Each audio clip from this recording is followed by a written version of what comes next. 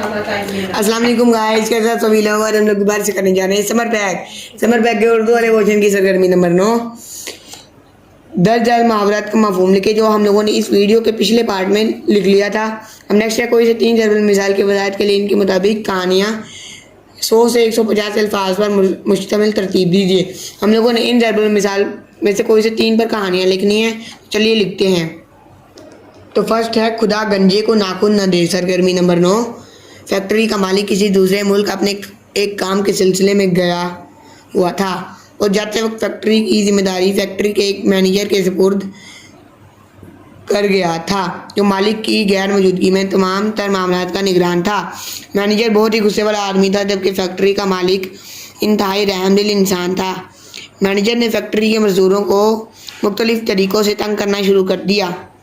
कभी इनसे बहुत ज़्यादा काम लेता और इजाफी पैसे यानी आवर टाइम तक नहीं देता था। कभी कुछ मजदूरों से अपने घर के मुख्तलिफ काम करवाता। कुछ दिन बाद जब फैक्ट्री का मालिक वापस आ गया तो मजदूरों ने मैनेजर के रवैये की शिकायत की और मालिक को तमाम तर हरकतों से आगाह किया। फैक्ट्री का मालिक ये बातें सुनकर इंतहाई गुस्सा हुआ और मैनेजर को बुलवाया। मैनेजर मस्कीन सी सूरत बनाए हाजिर हुआ। तुमने मजदूरों को क्यों तंग किया? फैक्ट्री के मालिक ने मैनेजर से गुस्से से पूछा। मैं तंग नहीं करता था, बल्कि इनसे ज़्यादा काम लेता था ताकि आपकी गैर मौजूदगी में भी फैक्ट्री तरक्की करे। मैनेजर ने चापलूसी का मुजाहरा करते हुए कहा, मुझे लगता है कि मैंने तुम्हें फैक्ट्री की जिम्मेदारी देकर गलती की। गलत आदमी को इख्तियार मिल जाए तो वो यही सब कुछ करता है जो तुमने मजदूरों के साथ किया। इसलिए कहते हैं कि खुदा गंजे को नाखून न दे। आज के बाद तुम फैक्ट्री के मैनेजर नहीं रहे। मालिक ने अपना फैसला सुनाते हुए कहा और बाकी मजदूरों के चेहरे पर मुस्कुराहट फैल गई। नेक्स्ट, दूध का दूध और पानी का पानी। तो चलिए स्टार्ट करते हैं। इसका किस्सा यूँ है कि एक गवाला बड़ा बेईमान था और दूध में पानी मिलाकर बेचा करता था। बहुत जल्द इसने अच्छे खासे पैसे जमा कर लिए। एक रोज़ इसने सारी रकम एक थैली में डाली और फिर अपने गांव की तरफ चला।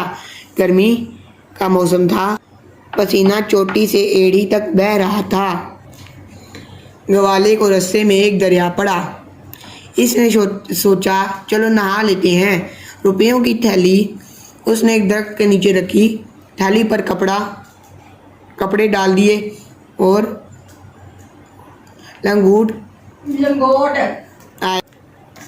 लंगोट कस कर पानी में कूद पड़ा। इस इलाके में बंदर बहुत पाए जाते थे। इत्तेफाक की बात, एक बंदर दरख्त पर चढ़ा ये माजरा देख रहा था। वाले के पानी में उतरते ही बंदर ने दरख्त से उतरा और रुपयों की थैली लेकर दरख्त की एक ऊंची शाख पर जा बैठा। वाला पानी से निकला और बंदर को डराने लगा, लेकिन बंदर ने थैली खोली और रुपए एक एक करके हवा में उड़ाने लगा। दरख्त दरिया के किनारे से बहुत करीब था और रुपए उड़ उड़ कर पानी में गिरने लगे। वाले ने रुपयों को पकड़ने की बहुत कोशिश की, लेकिन फिर भी आधे रुपए पानी में जा गिरे।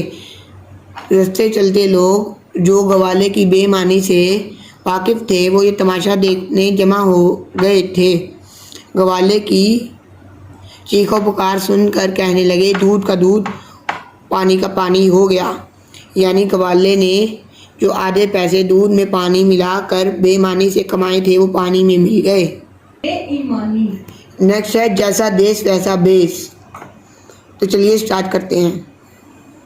कामरान का 8वीं जमात का नतीजा निकला तो वो अव्वल नंबर से पास हुआ।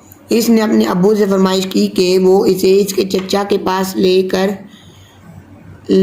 जाएं, जो शहर से कई मील दूर एक छोटे से गांव में रहते थे। हाँ भाई, क्यों नहीं, ज़रूर ले चलेंगे, आखिर तुम अव्वल आए हो। इसके अब्बू ने खुश होते हुए कहा। अब्बू, मैं कोट पैंट और टाई पहनूंगा। कामरान ने खुश होते हुए कहा। بیٹا میرا خیال ہے کہ قمیص شلوار مناسب رہے گی کیونکہ گاؤں میں سب لوگ یہی پہنتے ہیں، تم وہاں کوٹ پینٹ اور ٹائی پہن کر عجیب سے لگو گے۔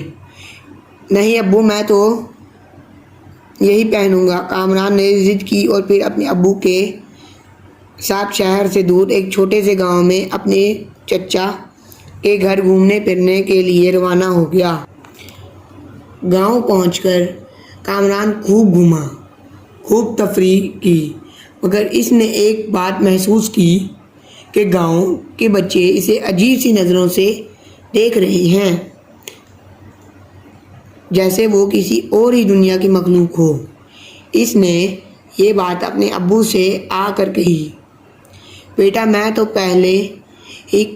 نے تو پہلے ہی کہا تھا کہ یہاں گاؤں میں سب لوگ قمیص شلوار پہنتے ہیں، اور چونکہ یہ گاؤں شہر سے بہت دور ہے اور یہاں کے بہت سے لوگ شہر گئے ہی نہیں، اس لیے ان کے لیے کوٹ پینٹ اور ٹائی وغیرہ جیسا لباس نیا ہے، اس لیے تمہیں بچے اس لباس میں غور سے دیکھ رہے تھے۔ کامران کے ابو نے اسے سمجھاتے ہوئے کہا، ابو مجھے یہاں گاؤں سے ابھی قمیص شلوار لا دیں، کیونکہ میں تو گھر سے سب پینٹیں ہی لایا ہوں، کامران نے کہا، اور اس کے ابو نے اسے بازار لے گئے اور مسکراتے ہوئے کہنے لگے، کامران یاد رکھو، جیسے